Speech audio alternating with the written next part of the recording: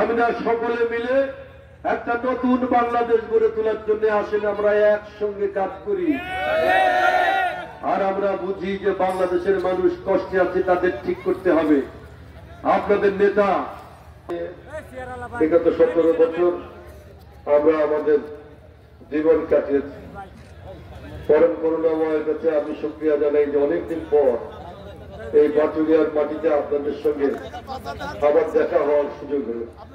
আমাদের শফিক, আমাদের রফিক, আমাদের শাহিন, আমাদের সোহাগ, আলম, আমাদের অনেক নেতা আছে। আমাদের প্রিয় নেতা বলবেন, তাদের নাম এখানে দেওয়া আছে। আমার প্রিয় নেতার মুখ থেকে সেই নামগুলো শুনবো। একটি নাম এসেছে আমাদের যারা জেল জুলুম হুলিয়া খেটেছে তাদের নাম, আর একটি নাম এসেছে আমাদের প্রিয় নেতারা যারা চলে গেছেন তাদের নাম।